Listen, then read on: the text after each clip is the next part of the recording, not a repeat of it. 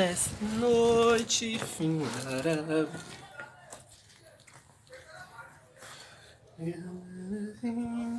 Brilhará. Estou pensando em você. Onde estará Domênico? Oi pessoal, tudo bem? Meu nome é Samuel Conselheiro, conselheiro mesmo. Conselheiro é o meu sobrenome. Seja bem-vindo e bem-vinda ao meu canal.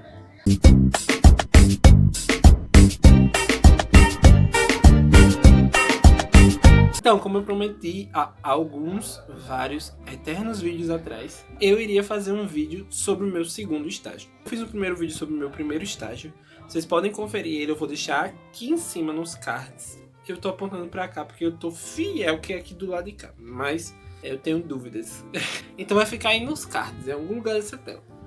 E no vídeo de hoje a minha proposta é falar sobre o estágio que eu fiz no CAPS I, que é um CAPS Infanto Juvenil. Então se você não sabe de nada sobre o CAPS, se você conhece, mas você tem interesse, você é estudante de psicologia e tá afim de fazer estágio no CAPS, fica ligado nesse vídeo que eu vou trazer minha experiência que pode de alguma forma lhe ajudar.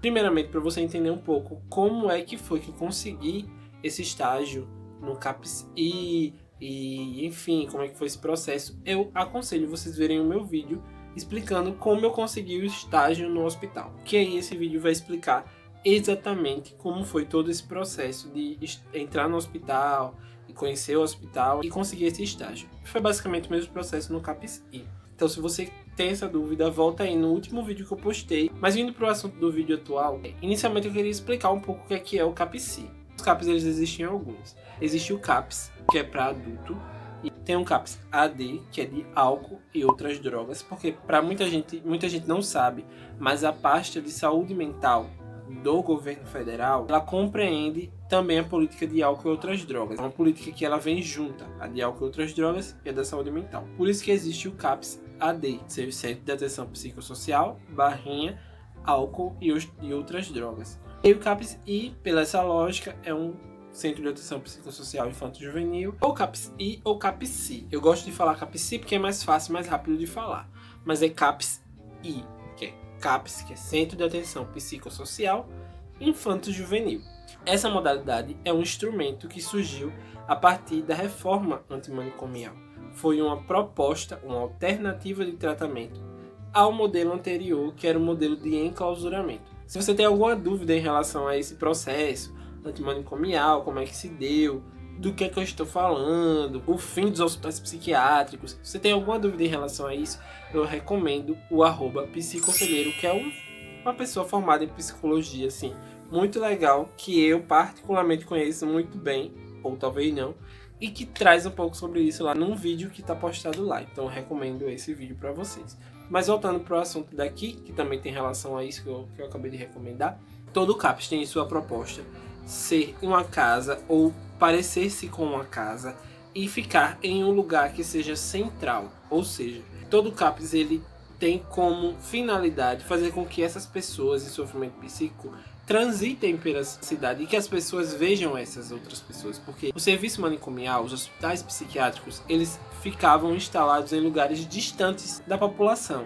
A gente já compreende que esse afastamento, esse distanciamento não traz um efeito terapêutico. A gente só quer se afastar dessas pessoas, mas a gente não quer tratá-las. Então a gente teve essa virada e aí o CAPS ele surge como uma estratégia para lidar com isso, com esse movimento de virada de um serviço totalmente manicomial de internação para um serviço que está no meio da sociedade, que proporciona uma transitabilidade entre a cidade.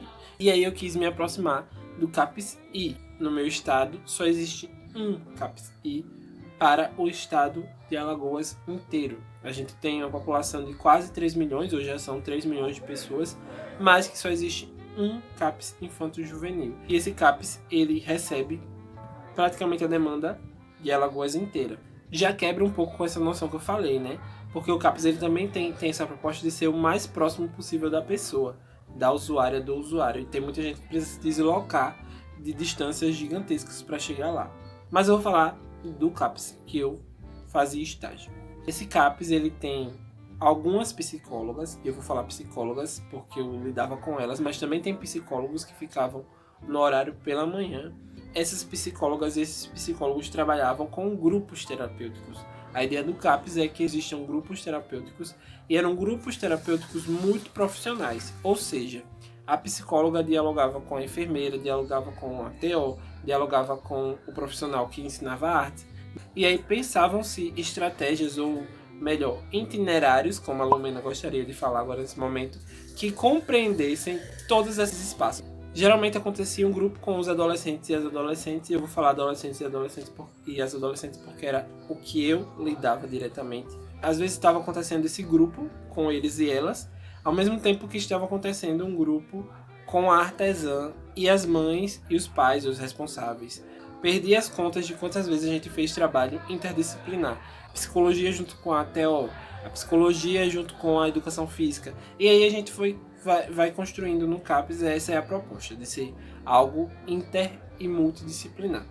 Qual é a diferença entre inter e multidisciplinar? Posso explicar. Inter é quando há uma interlocução direta entre uma profissão e a outra, ou seja, eu, da psicologia, me junto com um profissional de pedagogia e a gente estrutura uma estratégia para uma escola, vamos dizer assim.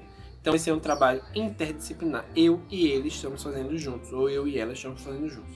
O trabalho multidisciplinar é eu, da psicologia, observar o trabalho que a pedagoga e o pedagogo faz. A gente chegar numa reunião, eu trazer minhas contribuições em relação ao trabalho que ele ou ela desempenha, mas a gente não necessariamente constrói juntos, ou seja, não é interligado, não é interconectado.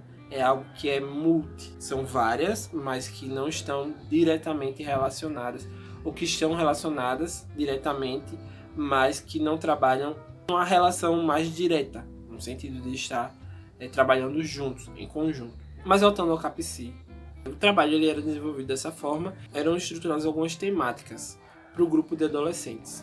Existia um grupo que também era com as crianças ou adolescentes que estavam em situação de sofrimento psíquico, mas que eram diagnosticadas com TEA. Eu acompanhava um grupo de adolescentes que não tinha nenhum diagnóstico direto de alguma patologia mais grave, ou seja, geralmente os casos eram de depressão, alguma coisa desse tipo. Mas a psicóloga que era minha preceptora, ela também acompanhava um grupo de crianças que tinham o transtorno do espectro autista, a famosa TEA.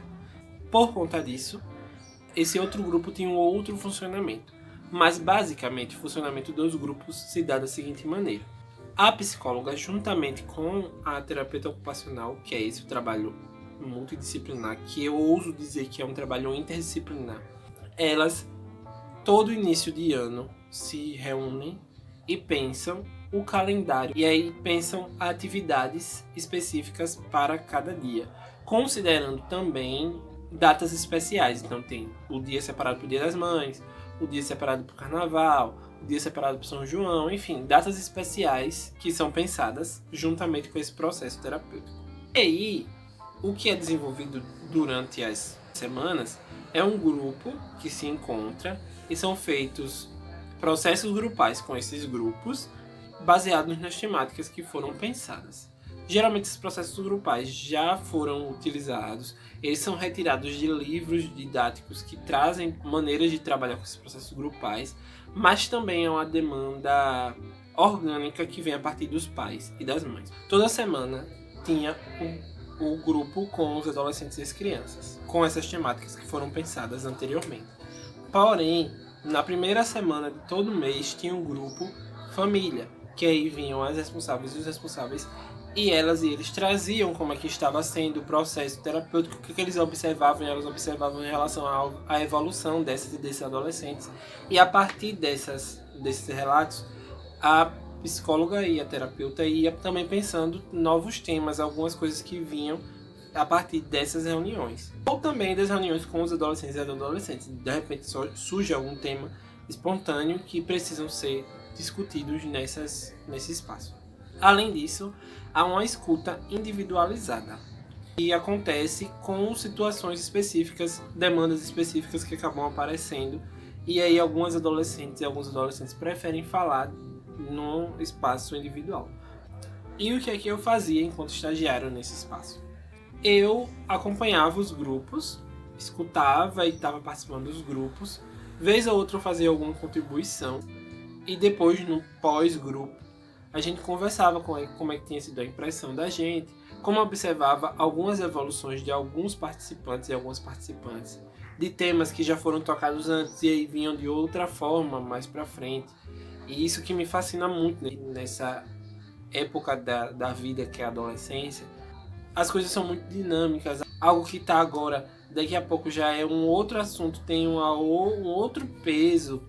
É muito comum coisas que são muito contemporâneas, vou botar entre aspas, coisas que são contemporâneas surgirem muito nesse espaço. Então, os assuntos vão desde um sofrimento em casa com o pai e uma mãe, a responsável que está ali com ele e ela, até tipo transexualidade, questões étnico-raciais, alguma coisa que surgiu a partir do Big Brother, alguma coisa que surgiu a partir de uma novela. Então as coisas elas vão vindo assim, de uma forma muito contemporânea, que você tem que estar sempre se atualizando. Não só no espaço da psicologia, como em outros espaços, em outros lugares, novas coisas, para conseguir estabelecer um diálogo com esses adolescentes e com essas adolescentes.